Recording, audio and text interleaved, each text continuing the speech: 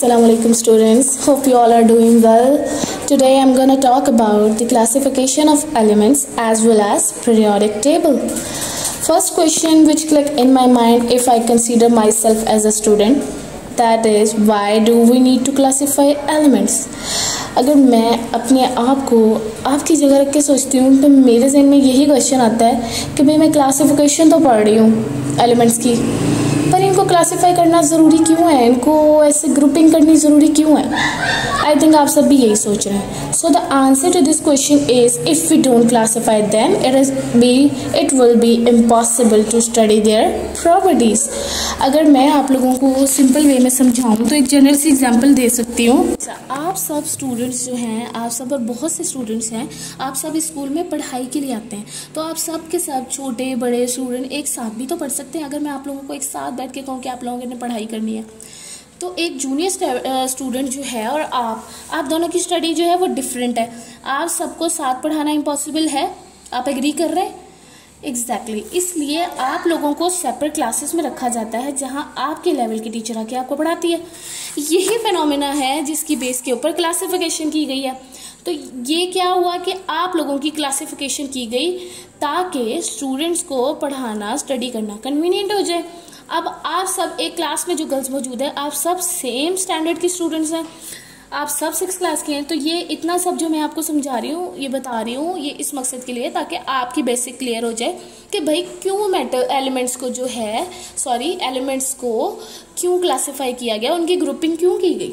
ठीक है. सब एलिमेंट्स जो हैं वो डिफरेंट प्रॉपर्टीज रखते हैं, इसलिए उनको साथ में स्टडी करना इम्पॉसिबल है.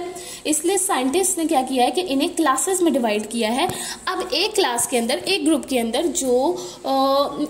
अंदर जो एलिमेंट्स उन्होंने प्लेस किए हैं ना, वो सब सेम प्रॉपर्टीज रखते हैं, और दूसरे ग्रुप में भी जो एलिमेंट्स है वो सारे एक अलग प्रॉपर्टीज के हैं जो एग्जिबिट करते हैं. इस तरह बहुत से ग्रुप बन जाते हैं. जब इन ग्रुप्स को अरेंज किया ना, तो एक टेबल बन गया जो कि पेज नंबर 63 पर है, जिसे कहा गया है कि पीरियोडिक टेबल. ठीक है. इस पीरियोडिक टेबल के अंदर वो 118 एलिमेंट्स हैं जो आज तक डिस्कवर किए गए हैं. चलें आप टॉपिक की रीडिंग करते हैं जो कि है पेज नंबर 64 पर, classification of elements. Why do we need to classify elements? If elements are not classified into groups with similar properties, the chemist will have to deal with each element separately. This would make the study of all elements nearly impossible. ठीक है. जो कि मैंने अभी आपको समझाया है कि अगर इनकी क्लासिफिकेशन नहीं होती तो इनको स्टडी करना नहीं की जाती, तो इनको स्टडी करना impossible था. Knowing the properties of an element in the group allows the chemist to approximately know the properties of all the elements in that group. अगर केमिस्ट को एक एलिमेंट की प्रॉपर्टी के बारे में पता है तो उसके माइंड में ये क्लिक होता है कि जो रिमेनिंग एलिमेंट्स इस ग्रुप में मौजूद है ना, वो भी सिमिलर प्रॉपर्टीज जो है ना वो एग्जिबिट करते हैं. Elements are classified on the basis of physical properties into metal and non-metal to make their study easy. इनकी स्टडी को आसान करने के लिए उनकी फिजिकल प्रॉपर्टीज, यानी कि जो हमारी आई से, नेकेड आई से विजिबल है कि वो या तो सॉलिड हैं या लिक्विड हैं या गैस हैं, उनकी बेसिस पर इनको सब डिवाइड किया गया है मेटल में और नॉन मेटल में. Let's study metals. Metals are generally solid except mercury and gallium. ये दो जो मेटल के नाम बताए गए हैं, मर्करी एंड गैलियम, ये दो मेटल्स के अलावा जो रिमेनिंग मेटल्स हैं वो सॉलिड हैं. उनकी क्या स्टेट है? स्टेट ऑफ मैटर है solid. These two metals are liquid at room temperature. यानी कि ये दो मेटल्स जो हैं रूम टेम्परेचर के ऊपर लिक्विड होती हैं. रूम टेम्परेचर यानी जो हमारा नॉर्मल टेम्परेचर रेंज है जिसके अंदर हम ह्यूमन बींग्स जो हैं वो रहते हैं. Elements are called metals when they have the following properties.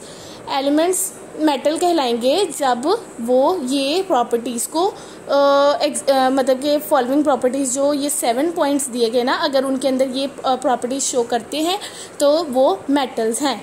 वो वाले एलिमेंट्स मेटल हैं जिनके अंदर ये 7 प्रॉपर्टीज़ हैं. आइए इन 7 प्रॉपर्टीज़ को हम डिस्कस करते हैं. Metals are hard and strong. Obvious सी बात है कि अगर मेटल सॉलिड है तो वो हार्ड तो होगा और स्ट्रॉन्ग भी होगा. Second point is they have lustre. Lustre mean होता है शाइन, स्पार्कल. जब उनके ऊपर लाइट पोर की जाएगी ना तो वो क्या करेंगे कि उसको रिफ्लेक्ट करेंगे और रिफ्लेक्शन के रिजल्ट में शाइन प्रोड्यूस होगी, वो लस्टर इसलिए होते हैं। अब आपने प्रीवियस चैप्टर्स में पढ़ा था, आप लोग पेपर भी दे चुके हैं कि स्टेट ऑफ मैटर पढ़ी थी, सॉलिड, लिक्विड और गैस। सॉलिड के बारे में आपने ये पढ़ा था कि उनके अंदर जो एटम्स और मॉलिक्यूल्स हैं they have no spaces between them. अब जब उनके मॉलिक्यूल्स टाइटली बॉन्डेड है, उनके दरमियान स्पेस नहीं है, तो जब लाइट उनके ऊपर गिरेगी तो वो उसके अंदर से पास ऑन नहीं करेगी। वो क्या करेगी कि वो उन मॉलिक्यूल्स को जो है ना टकरा के ना उनसे रिफ्लेक्ट होगी, वापस आएगी। उस रिफ्लेक्शन के नतीजे में जो है ना एक शाइन प्रोड्यूस होगी, जिसकी वजह से हम कहते हैं कि सॉलिड्स जो हैं वो मेटल्स जो हैं वो मोस्टली शाइनी होती हैं। Third point is they can conduct heat and electricity. अच्छा, ये भी आपने पढ़ा था कि जो मेटल्स हैं वो गुड कंडक्टर होते हैं इलेक्ट्रिसिटी के और हीट के। क्या होता है कि हीट और इलेक्ट्रिसिटी दोनों जो हैं वो इनमें से पास ऑन हो जाती हैं। फिफ्थ पॉइंट इज यहाँ पर 4 पॉइंट मिसिंग है, उन्होंने डायरेक्टली फिफ्थ पॉइंट लिख दिया है। तो जो फिफ्थ पॉइंट है वो 4 पॉइंट है, ठीक है। The 4th point is they are ductile. Ductile का मतलब होता है सॉफ्ट, बेंडेबल, यानी कि अगर हम उसको हैमर की मदद से जो है अगर हम उसको हिट करते हैं ना, यानी तो वो क्या होगा कि वो प्रेस हो जाते हैं, अपनी शेप चेंज कर सकते हैं ना। Okay, the next point is they are malleable. Malleable मतलब कि उनके फ्लेक्सिबिलिटी है, इलास्टिसिटी है कि वो अपनी शेप को जो है ना वो चेंज कर लेते हैं। डक्टाइल और मैलिएबल समटाइम जो है ना सेम मीनिंग के तौर पर यूज़ किए जाते हैं। अच्छा, last point is metals are sonorous. Sonorous मतलब कि सोनोग्राफी में भी वर्ड यूज होता है। सोनो मीन्स साउंड, साउंड के हवाले से बात हो रही है, ठीक है। सॉरी। तो इस बात ये है कि अगर हम उनको टैप करेंगे ना, मेटल्स को उनको हिट करेंगे किसी चीज़ से तो उनसे साउंड प्रोड्यूस होगी। लेट्स सपोज बेल के अंदर, बेल का फिनोमेना क्या होता है, उसके अंदर एक मेटल की रॉड है, जब हम उसको हिलाते हैं तो वो रॉड जो है वो टैप करती है, हिट करती है उसकी बॉल्स को मेटल की, तो उसके रिजल्ट में क्या प्रोड्यूस होता है, साउंड। यहाँ पे डक्टाइल नेचर ऑफ कॉपर, देखो कॉपर की वायर रखी हुई है और वो जिस तरीके से उसको राउंड में बेंड किया हुआ है वो हो गई है ना इजीली। मैलिएबिलिटी ऑफ एल्यूमिनियम, ये देखो कि शीट तक उसको इतनी फ्लेक्सिबिलिटी है कि उसको प्रेस ऑन करने से वो शीट की फॉर्म में भी आ गया है मेटल। ये भी मेटल ही है ना, एल्यूमिनियम की शीट बन जाती है जो कि हम फॉइल पेपर वगैरह यूज़ करते हैं ना, वो भी मेटल ही होता है, ठीक है। तो ये सब आ गई मेटल की प्रॉपर्टीज। अब अगली एंड पर आप देखेंगे नॉन मेटल्स के नाम से भी एक टॉपिक है। Most of the non metals are gases. अब जाहिर सी बात है मेटल अगर सॉलिड है तो उनके कंट्रास्ट में नॉन मेटल्स जो है वो या तो गैसेस होंगी या लिक्विड होंगी। दो मेटल्स की बात हुई थी जो कि लिक्विड थी। अब यहाँ पर मोस्टली जो है वो गैसेस हैं। कौन सी? Hydrogen, helium, nitrogen, oxygen, fluorine, neon and chlorine, ये सब नॉन मेटल्स हैं, ये मेटल नहीं है, ये गैसेस। और नॉन मेटल जो है वो गैसेस हैं। वन इज लिक्विड सॉरी, एक नॉन मेटल ऐसी है जो कि लिक्विड फॉर्म में एग्जिस्ट करती है नेचर में, that is bromine. And a few are solid like carbon and sulphur. Sulphur and carbon वो नॉन मेटल है जो किस स्टेट में एग्जिस्ट करती हैं, सॉलिड स्टेट में। दे हैव द फॉलोइंग प्रॉपर्टीज। अच्छा, अब मैं आपको इजी वे बता रही हूँ कि देखें जो प्रॉपर्टीज़ हमने 6 प्रॉपर्टीज़ जो हैं वो मेटल की पढ़ी है ना, कि ये अगर ये फॉलोइंग प्रॉपर्टीज़ अगर किसी चीज़ में, किसी में एलिमेंट में पाई जाती हैं तो वो मेटल है। अब इससे ऑपोजिट प्रॉपर्टीज़ जो हैं वो अगर किसी एलिमेंट में मौजूद हैं तो वो नॉन मेटल है। तो अगर आपको मेटल की प्रॉपर्टीज़ याद हैं तो नॉन मेटल की ऑटोमेटिकली याद हो जाएंगी। दिखने में कितना लेंथी टॉपिक है लेकिन याद करने में बहुत आसान है। Non metals do not have lustre. Metals के हवाले से क्या बात हुई थी कि वो शाइन करते हैं, उनके दरमियान स्पेस नहीं है क्योंकि वो सॉलिड हैं और वो जो है उनके जब लाइट रिफ्लेक्ट करती है तो लाइट उन पर पोर की जाती है तो वो रिफ्लेक्ट हो जाती है। अब यहाँ पर नॉन मेटल के केस में वो लस्टर नहीं है एक्सेप्ट आयोडीन। आयोडीन के केस में कोई रेयर केसेस हैं जिनमें फिनोमेना चेंज हो जाता है। आयोडीन के केस में के अलावा बाकी तमाम नॉन मेटल जो हैं वो शाइन प्रोड्यूस नहीं करती, शाइनी नहीं होती। Second point is non metals are usually non ductile and non malleable.